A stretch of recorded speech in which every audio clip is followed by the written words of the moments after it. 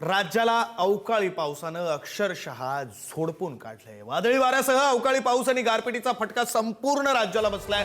अवकाळी पाऊस गारपिटीमुळे शेतकऱ्यांचं अतोनात नुकसान झालेलं आहे। पावसामुळे शेतातली उभी पिकं आडवी झाली आहेत। गहू, कांदा, मका, फळबागांचं प्रचंड मोठं नुकसान झालंय। आणखी 5 दिवस राज्यात अवकाळीचा इशारा देण्यात आला आहे। त्याच संदर्भातली राज्यभरातली ही 3 दृश्य बुलढाणा, नांदेड आणि जळगाव 3 जिल्ह्यातली ही दृश्य आपण पाहतोय।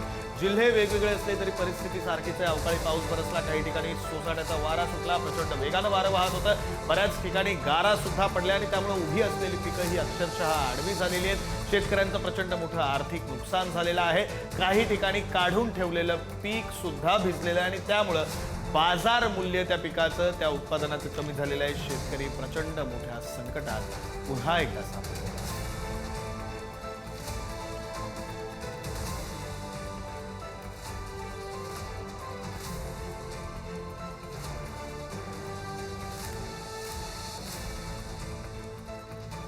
तर अशीच काहीशी परिस्थिती अहिल्यानगर, नाशिक, छत्रपती संभाजीनगर मध्ये सुद्धा आहे। पावसामुळे प्रचंड मोठं नुकसान झालेलं आहे। ही 3 दृश्य आपण पाहतोय, नगर, नाशिक आणि छत्रपती संभाजीनगर मधली। खरं तर हे 3 जिल्हेच नव्हे, राज्यभरामध्ये अनेक जिल्ह्यात अशीच परिस्थिती आहे आणि यामध्ये सर्वाधिक नुकसान झालेलं आहे ते बळीराजाचं, शेतकऱ्याचं। संभाजीनगर जिल्ह्याला अवकाळीचा प्रचंड मोठा तडाखा बसलाय। पैठण, सिल्लोड, सोयगाव, गंगापूर, फुलंब्री आणि कन्नड तालुक्याला झोडपून काढलंय। काढणीला आलेल्या गहू, ज्वारी, मकासह फळबागांचंही मोठं नुकसान झालेलं आहे। संभाजीनगरमधील पैठण तालुक्यातील देवगावमध्ये फळबाग आडवी पडलेली आहे।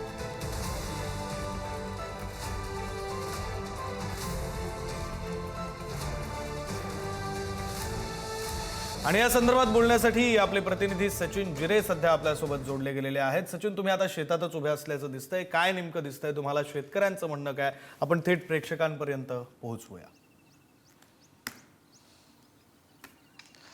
नक्कीच विक्रांत, मात्र तुला एक वास्तव दाखवतोय की कालपर्यंत हे गव्हाचं पीक होतं, हे काढणीला आलंय। मात्र मी ज्या बांधावरती उभा आहे त्या बांधाच्या या बाजूला तू पाहू शकतो की गव्हाचं पीक होतं ते मात्र त्यांना वेळेवर हार्वेस्टर न मिळालं नाही। अशा पद्धतीने जो काढणीला आलेला पीक आहे, काही तासांच्या उशिराने हा पूर्णपणे वाया गेलेला आहे। हातातोंडाशी आलेला हा पीक आहे। गेली अनेक महिने हा पीक गहू येण्यासाठी या ठिकाणी शेतकऱ्यांनी अतोनात मेहनत केलेली आहे। याच्याच बाजूला हा जो नगदी पीक समजला जातो, कांद्यांच्या बियाचा हा नगदी पीक आहे, मात्र हे संपूर्णपणे आडवं पडलेले। अशीच काहीची परिस्थिती छत्रपती संभाजीनगर नव्हे तर मराठवाड्यातल्या अनेक जिल्ह्यांची आहेत। हे शेतकरी आहेत हे कारण की हा जो कांदा पीक आहे, हा खूप महागडा असतो ना, नगदी पीक असतो, त्यामुळे हा काढणीला आला होता आणि काही दिवसांवरच हा विकला जाणार होता। मात्र काल जो अवकाळी पाऊस आला त्याने मोठं नुकसान झालेलं आहे। आपल्यासोबत या कांदा उत्पादक शेतकरी आहेत, त्यांच्याशी बोलूया। नेमकं किती रुपयाचं नुकसान झालेलं आहे आणि आता परिस्थिती काय, मागणी काय?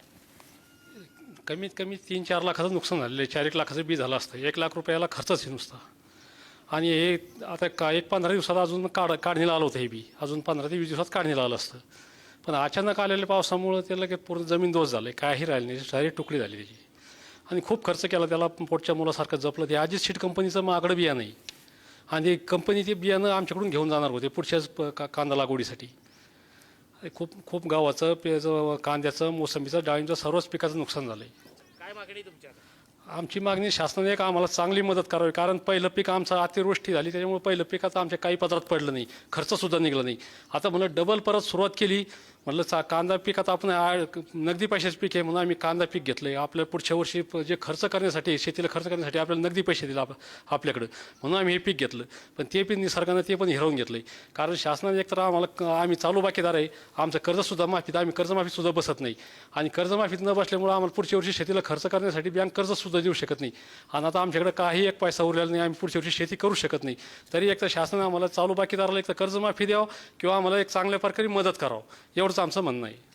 तर अशा द्विधा मनस्थितीमध्ये आहे, द्विधा संकटामध्ये शेतकऱ्यांचं म्हणणं थेट प्रेक्षकांपर्यंत पोहोचवताय। मी तुम्हाला पुन्हा एकदा विनंती करतो, फक्त तिथलं शेतातली जी परिस्थिती आहे ती पुन्हा एकदा आपण कॅमेऱ्याच्या माध्यमातून आपल्या प्रेक्षकांपर्यंत पोहोचूया। शेतकऱ्यांनी जे म्हणणं मांडलेलं आहे ते म्हणजे आर्थिक मदत मिळावी किंवा मग एकतर आर्थिक मदत द्यावी किंवा मग कर्जमाफी तरी केली जावी का तर आता शेतीचं प्रचंड मोठं नुकसान झालेलं आहे. मागच्या हंगामामध्ये अतिवृष्टी झाली त्यामुळे शेतीचं नुकसान झालं. आता काय तर अवकाळी पाऊस आला त्यामुळे शेतीचं नुकसान झालं. आणि ही एकट्या संभाजीनगर मधली परिस्थिती नाहीये, राज्याच्या अनेक जिल्ह्यांमध्ये ही अशी परिस्थिती आहे. मोठा पाऊस आला, सोसाट्याचा वारा होता, काही ठिकाणी गारा बरसल्या आणि शेतीचं प्रचंड मोठं नुकसान झालेलं आहे. आणि ही दृश्य आपण पाहतोय, उभी असलेली पिकं ही अक्षरशः आडवी झालेली आहेत. शेतकऱ्यांच्या हाताला काय लागणार आहे? महिनोन महिन्याची मेहनत आहे, त्या व्यतिरिक्त टाकलेला पैसा आहे, हे सगळं काही या अवकाळी पावसाच्या पाण्यात वाहून जातंय. म्हणून शेतकरी आता मदतीच्या अपेक्षित आहेत. धन्यवाद सचिन, तुम्ही दिलेल्या या सगळ्या सविस्तर माहितीसाठी आणि शेतकऱ्यांचं म्हणणं थेट प्रेक्षकांपर्यंत पोहोचवलं त्यासाठी.